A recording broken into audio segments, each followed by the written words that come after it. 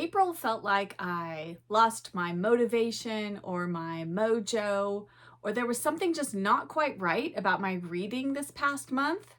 Find out what that was as I wrap up everything I read in April.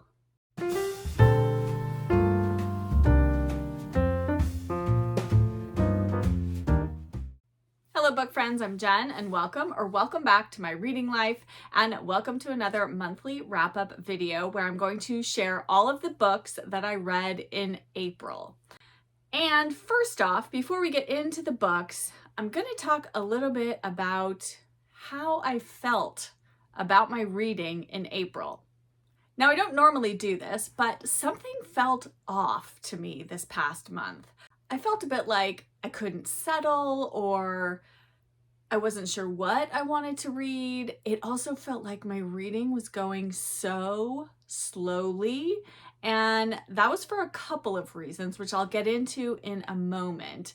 But it just didn't feel like the same amount of pep that I'd had in the past few reading months that started off this year.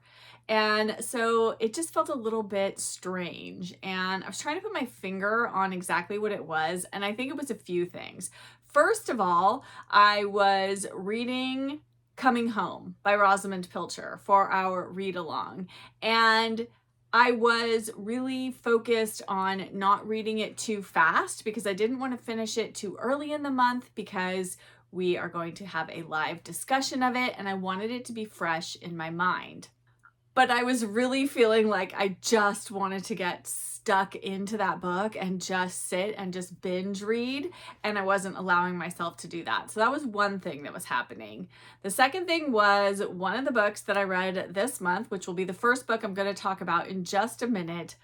It just wasn't what I needed or what I was looking for, and it didn't meet my expectations in any way. And so as such, that sort of started making me feel like I was maybe getting into a bit of a reading slump, and I needed to read that book. It was for something specific, and so that kind of lost my motivation a bit in terms of reading. At the same time as I was trying to read that book, I also was sick, and so that wasn't helping. And so I did need to decide on a different course of action with that book so that I could read some things that I really just felt like I was in the mood for and I could focus on and were making me feel good. And so I did that. I picked two books actually that were not at all on my April pile of possibilities, but they were exactly what I needed at that moment. And that started to bring things into focus for me. Then sort of what happened after that was the flip side of sort of not feeling like I was settling into anything. Maybe not the flip side, but a different side to that same coin was after that I had three books going at the same time that all of them I just wanted to binge read, and I was dividing my time between them, and oh gosh, it was just like too much of a good thing, I think. So it was kind of a confluence of events that happened in April, and be that as it may, it wasn't a reading slump. I read 8 books in April, which is 2 books a week basically, and I also have 2 more books that I'm currently in the middle of that I'm going to finish, well, Coming Home, of course, which I will finish by the end of May. And then I have a second book that I am currently reading, which I will probably finish in the next couple of days. So all in all, it has been actually, in terms of quality, all of the books, with the exception of one, I really, really enjoyed this month. There wasn't a bad book in the bunch. Let's get into them without further delay. And of course, I'm going to start off as I usually do with the book I liked the least. And then I'm going to switch things up a little bit this month, and I have grouped the books together. I pretty much read 2 categories of books. I read mysteries, and then I read sort of furrowed middlebrow women's domestic fiction. So those are really the 2 categories, and I'm just going to go through those books and kind of lump them together by genre or style. But first up, let us talk about the book that did not work for me in April. and I am so very sorry to say this, but it was Lark Rise to Candleford by Flora Thompson. Well, truthfully, it was just Lark Rise. That was all we were reading for the Cozy Reader Book Club. I had originally thought I would read this entire trilogy. That did not happen. Now, I will say I am probably at some point going to go back and finish the trilogy just to say I have completed it. But I really struggled with this, you guys. I think a lot of it had to do with the fact that I have watched the television adaptation of Lark Rise to Candleford. I've watched the first season and part of the second season before I stopped and decided, oh, I want to read the book before I continue on with the series. Yeah, I shouldn't have done that. I should have just kept watching the show because the show is so lovely and cozy and comforting. It is sort of the British version of Little House on the Prairie. That's the best analogy I can give as to what it is like. There's nothing inherently wrong with the book. It is just such a different style and tone to the television adaptation that I was not expecting that. It reads very much like a nonfiction book, which it is nonfiction, even though it's been lightly fictionalized, like the names have been changed and the places. And so I was expecting it to feel much more like narrative nonfiction. And while it is narrative nonfiction to a degree, it just didn't hook me in necessarily. There were moments in it that I enjoyed, but I was really, really slogging through this, and I thought, I don't know if I'm going to finish this in time for the Cozy Reader Book Club discussion of it.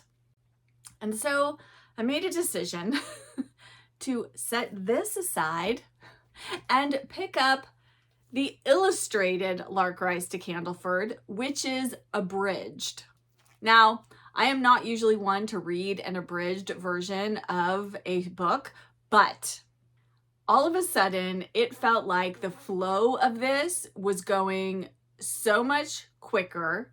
It sort of cut out all the repetitive things, all of the just sort of unnecessary elements, and really just kind of dialed it down to what the editors felt was the most important crux of the story. Plus, this is filled with beautiful artwork by British artists that are all from different British museums, and that just added so much to my enjoyment of it. And I don't know if it was just because there were pictures and the font was bigger and it just seemed so much shorter than the other one, even though I did kind of go back and compare to the full version to see what I was missing. And there were a few things that were left out, but on the whole, I got the gist. I got the overall idea of the book, and I definitely enjoyed this more than I enjoyed reading through the novel. Not the novel. This is not a novel. It is a nonfiction. Through reading the full version of the story. So that was my experience with Lark Rise.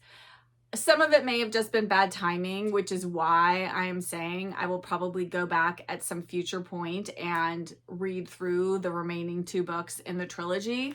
And I do want to do that also in part because really the first book, Lark Rise, doesn't even deal with anything much that happens in the television adaptation. That is all from books 2 and 3. So I am curious to give them a read. And I also think this is the type of book that does better if you just sort of dip in and out of it, at least for me.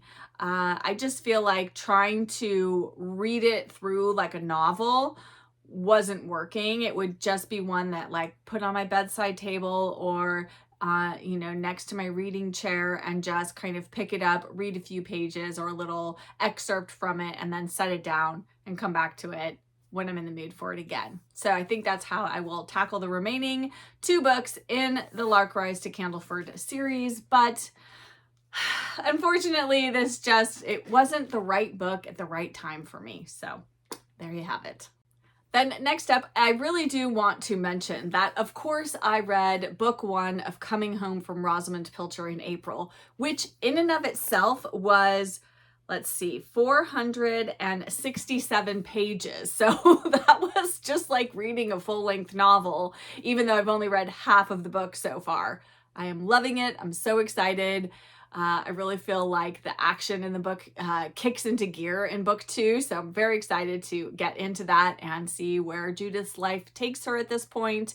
But I thoroughly have been loving reading this and hearing people's thoughts on Discord and all over my social media. So thank you all for sharing how you're feeling and how you're reading it. I know some of you have finished it already. You are go-getters. But it is that kind of book. I am really having to restrain myself not to read ahead. In fact, I just finished reading book 1 the other night and I was in bed and I almost just immediately started into book 2, and I thought, no, don't do that, because then you'll be confused when we're having our live discussion about where the action ends. So I am going to hold off until after our live discussion, which when this video goes up, our live will be that day. So I hope to see you there. But yes, so that was lovely to read that in April.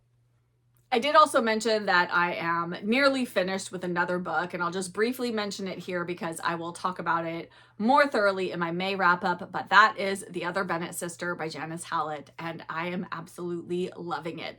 The past 2 nights, I may have stayed up way past my bedtime to read more chapters in it because I just can't put it down. And it was one of the books I was reading when I had 3 books on the go at the same time, and oh, it was just so engaging. I appreciate that it has really short chapters because it really kind of keeps the clip of the pace of the story going along and kept me wanting to turn the pages. So yes, loving that. And I will share more about that when I wrap up everything I read in May. So stay tuned. And I cannot wait for the TV adaptation. It's coming very soon. I'm going to watch it as soon as it comes out. Now let's get into the rest of the books, or really, I guess I should say all of the full-length books I read in April, because of what I've talked about so far. Neither of those have I read all the way through. First up, I'm going to share all of the mysteries that I read in April, and the first one was one I listened to on audio, and that was The Labors of Hercules by Agatha Christie. This is an Hercule Poirot book. It is actually a collection of short stories, 12 short stories. They're all interconnected though. Poirot is at the end of his career, and he has decided he is going to take on 12 final cases, all relating to the labors of Hercules. And so each one of the cases that he takes on has something to do with one of the 12 labors of Hercules. And so you go along and follow each of the individual stories.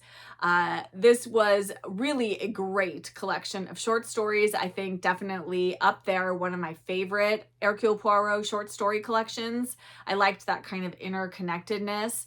And I had 3 or 4 of the stories that I really loved. If you want to see what those are, you can go and follow me on Goodreads. I shared the 3 stories I love the best over there. My Goodreads link is always in the description box and in my bio information on my channel page.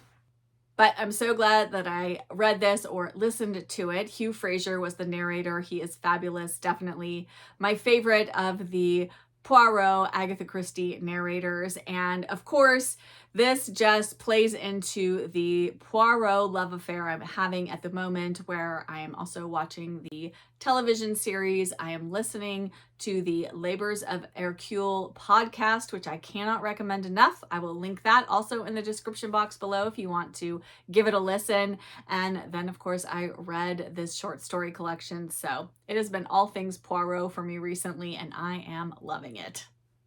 Next up are 2 books, 2 mysteries that actually share a common thread, which was completely unintentional on my part. Does that ever happen to anyone where you read about something?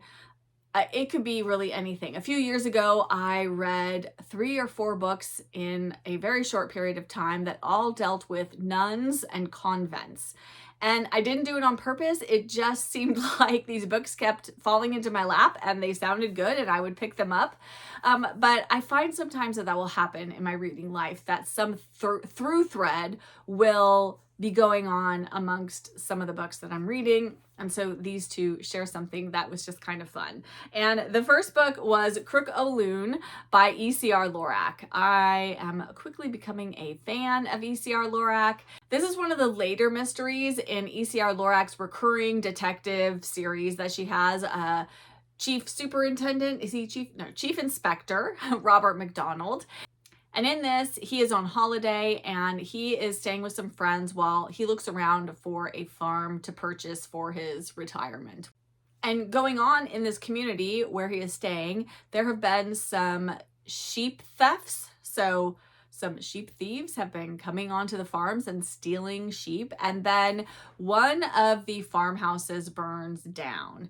And they're unsure at first if it is accidental, if it was done on purpose. And so Chief Inspector McDonald gets involved. The local police detective knows him, they know each other, and kind of pulls him in a little bit to help out with the case since he is from Scotland Yard. And so he does that, and then we follow along to find out what happens, because when this fire happens, there is a woman in the house who dies, and she wasn't supposed to be there. They were sort of assuming that if someone did set the fire, they didn't realize that she was there. And so her death was accidental in that respect. But I just thoroughly loved this. There was such a lovely spring element to it. It's set in the springtime.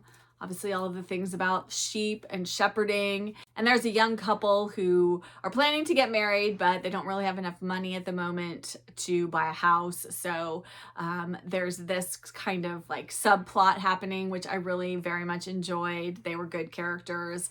And yes, this was really a great read. I don't think you need to read the Robert McDonald series, mysteries in order. I didn't feel like I was missing out on anything. And I have a friend, hi Elizabeth, who's read quite a few E.C.R. Loracs, and she said she doesn't think you read them in order either. So if this sounds good to you, I definitely recommend this as a spring mystery. And now I'm going to share my next mystery, which also has to do with sheep theft. What a strange thing to have as a through thread in these two books that I read almost back to back. And the next book is the second book in the Cottage Tales of Beatrix Potter, which is The Tale of Holly Howe by Susan Wittig Albert. And yes, there are some sheep thefts, that is really hard to say, sheep thefts happening. And this is all taking place in Sawrey, which is where Hilltop Farm is, that Beatrix Potter owns. And she's just recently purchased it. That happens in the first book. And she's still sort of fixing it up. So she's not really living there. She's staying nearby because there's all this work going on at Hilltop Farm. But there are these sheep thefts that are happening. And then again, there is a death. A shepherd is killed. And again, at first it seems like maybe it might be an accident, but then it turns out, of course, to be murder. And Beatrix Potter gets involved because she is one of the people that finds him. And so we sort of go along for the story with that. And I just love this little series. I have just recently purchased the third book in the series, and I cannot wait to read it. I'm just going to keep continuing on. And I'm really trying hard to collect these hardcover editions. They're not as easy to find, but otherwise you have to read these in mass market paperback, and that is just too small for my eyes these days. So I'm really doing my best to try to track down all the hardcover editions. They're so lovely. I mean, look how beautiful that is. This is another wonderful spring read, and I definitely think you should read this series in order, at least of the two I've read so far. You definitely need to set the groundwork in the first book before you move on to this one, but they're so lovely. There are animals in this that you hear what they're thinking, and they talk to one another, but they do not interact with humans. So humans can't speak to them or understand them. We still have sort of the normal relationship we have in the real world with animals, but you can just understand what's going on with the animals themselves, and they do help out with the mysteries to the best of their abilities, and that's kind of fun as well. So I definitely recommend this one. And yes, if anyone has any recommendations for any more books that involve the theft of sheep, I'm clearly on a roll, so I will take those. I am, however, very, very excited. I am keeping the sheep theme going because I really want to see the movie The Sheep Detectives with Hugh Jackman. Has anyone seen the previews for that? Comes out Mother's Day weekend. And I can tell you right now, that is what I am doing on Mother's Day. My husband and son already know they're taking me to see The Sheep Detectives because that is the kind of whimsy and silliness that I need in my life at the moment, and I am so very excited for it. And then next up is the first of the books that I just picked up because I was in the mood for it. This was not on my April pile of possibilities. It wasn't even really necessarily on my radar to read, even though I wanted to read the next book in this series. And that was Mrs. Pollifax Pursued by Dorothy Gilman. And this was really such a fun entry in this series because it is set mostly in the northeastern United States. And so we're following Mrs. Pollifax, and there is a young girl who she finds hiding in her home, and she ends up helping this girl who is on the run because someone is after her, and you find out why as you go along. And so it all takes place sort of in the New England states. And that was very fun. Though at the end, you do go overseas, just very briefly right at the end of the book. And I'm very excited to move on to the next book in the series because it is going to feature the same characters from this one. So you're going to get a continuing story, even though the mystery in this got wrapped up. But now there's going to be something else that happens involving these characters. So I'm very much excited to revisit them again. I love the Mrs. Pollifax series, as you well know, and I'm getting very close to the end. I only have 3 books left, and then I'm going to be all finished, and then I will have to reread them. And then next up is a book that sort of bridges the gap between the mysteries that I read this month and sort of the women's furrowed middlebrow domestic fiction, because this is actually a sort of romantic suspense novel by the queen of that subgenre herself, Mary Stewart. We read The Ivy Tree with my Book Jenny's Patreon group. We do a quarterly read-along, so if you are interested in doing read-alongs in a smaller group setting and you're interested in supporting me over on Patreon, you can always find that link in the description box below. We would love to have you join us. It is such a wonderful group of people, and we had so much fun talking about The Ivy Tree. This is such a great book. And in this, we're following Mary, and she is a young woman who has just recently come to England from Canada, and she is working in this town, and she goes out to see some like Roman wall ruins. And while she's there, she runs into this man who thinks she's somebody else. He thinks she's a woman named Annabelle, who is his cousin, who left 8 years prior and hadn't been seen since. They thought she was dead. And Mary quickly tells him, "No, I am not Annabelle. You are mistaken." And she's a little bit frightened of him, but she ends up going on her merry way. And then there is a woman who keeps showing up in the restaurant or cafe where Mary works. And it turns out that that is this man's half-sister. And the two of them convince her that she should help them secure their inheritance, where if Annabelle comes back, she can help make sure that this family estate, the land, the house, the money, that it can all go to Con, who is the man she ran into. Anyway, Mary agrees to do this, and you follow along from there. And in typical Mary Stewart fashion, this has such a wonderful denouement to it. She writes fast-paced, almost frantic feeling resolution to the suspense of the book in a way that no other author I've ever read has ever done. I can't believe more of her books haven't been made into movies because she's such a visual writer and she writes in such a cinematic way that I think her books would be fabulous movies if done well. But I digress. This is a wonderful book. It's another one that makes a great spring read. It's set in the springtime. And yes, if you've never read Mary Stuart before, I mean, this would be a great one to start with. It's a little bit different than some of her other romantic suspense novels because it is set entirely in England and a lot of her books are set in other countries. But if that sounds good to you, then definitely give this one a read. I highly recommend it. And we had such a fun discussion about it, and I'm so happy that so many people enjoyed this and are planning to go on and read more Mary Stuart now that they've read The Ivy Tree. So this is a pure delight. And next up was my second mood read of the month that I just picked up because I just wanted to, and that was Olivia in India by O. Douglas. And I read this on my Kindle, and this book is, first of all, it's epistolary, so it's all written in letter format. And second, it is like semi or almost entirely autobiographical, but written as a novel. We follow this young woman, Olivia, and she is going to India to stay with one of her brothers who is stationed there, has a job there. He's doing something there with, I think, the government. And this is during the British Raj. And so we follow Olivia both initially on her travels on the boat trip to India and then also while she is there in India up until she leaves. And she's there for quite a long period of time because obviously at that time in the early to mid 1900s, it took a long time to travel to India from England. And so Olivia has a very lovely style of writing, the way that she, sort of her tone that she takes. She's talking to a young man in her letters who they clearly have some sort of friendship or maybe more. You never hear from him. You're only hearing from her point of view.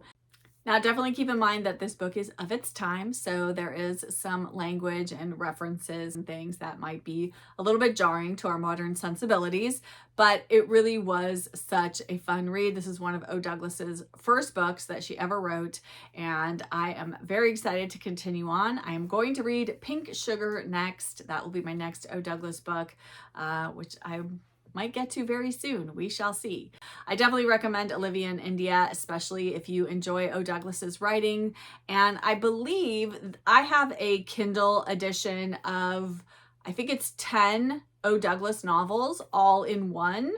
And it's very inexpensive. It's only a few dollars, or at least it was. I will have that linked down in the description box where I have all the books listed. So if you're interested in trying out some O. Douglas, that is a great way to do it because you get 10 different novels by her and all for a very low price. But I love O. Douglas's writing. If you like D.E. Stevenson and E.M. Delafield and all those types of writers, then definitely give O. Douglas a read. And then my final book of April, speaking of D.E. Stevenson, was The Musgraves by D.E. Stevenson. And this is the story of the Musgraves. We meet Esther, who is the mother in the family, right as her husband is very ill and he passes away not soon after the book opens. And then the book flashes forward and we're following Esther and her 3 daughters. She has one daughter who is married, one who lives at home, and one who is away at boarding school. And we just kind of follow along with what is going on with them. The daughter who lives at home is involved in a local community theater, and so that plays a big part of the story. There is a woman who moves into town, and there's maybe something a little bit mysterious about her, and we find out what that is. I very much enjoyed this. This was such just like typical D.E. Stevenson for me. Now I am reading this with a group of readers over on Instagram. We are reading D.E. Stevenson's novels one a month, and not everybody loved this one. A lot of people had issues with it, but I don't know. I think I was just in the right mood for it. I loved the community theater aspect. It was spot on with what it's like and the personalities that can be involved in theatrical productions. And all the ups and downs that go along with that. That was really, really fun for me to read about. So I think that just added to my enjoyment. But I very much love this. Now, there is a character in this which I know is also in The Tall Stranger, and I did not read that before I read this, so now I know some things about that character that is going to happen in The Tall Stranger. And I think there are some characters in The Tall Stranger that might be in another D.E. Stevenson book. Her books are so interconnected, and it's really sometimes difficult to know and navigate which one to read first, but if I've gotten some spoilers, that's okay, you know, for other of her books, but I'm just going to continue on because I am loving it. I love D.E. Stevenson. She is definitely now near the very top of my favorite authors list, and I just thought this was so much fun. So light. If that's what you're in the mood for, you really can't go wrong with any of D.E. Stevenson's books, but I really liked this one. And that will do it. That wraps up my April reading. I thought I might be heading into a slump, but I managed to pull myself out of it. I did kind of slow down with my reading in April a bit, but I generally average about 10 to 12 books a month. So 8 books, that is a-okay. That is still a great number of books to have read in April. Let us chat down in the comments below. I would love to hear what you read in April. What was your favorite book of April?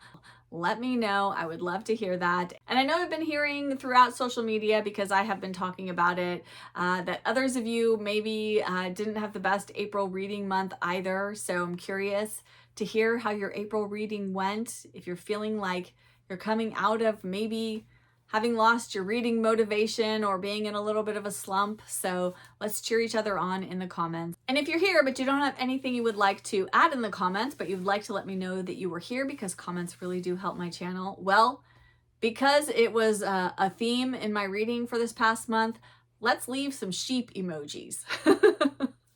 Leave all those sheep. Let's have a flock of sheep in the comments. I would love to see that. I love knowing you were here, and those comments really do help my channel, as do likes. If you enjoyed this, if you could hit that like button, and also the hype button if you are on the YouTube mobile app. And if you are new here and you haven't yet subscribed, I would love it if you would hit that subscribe button and join my cozy bookish community.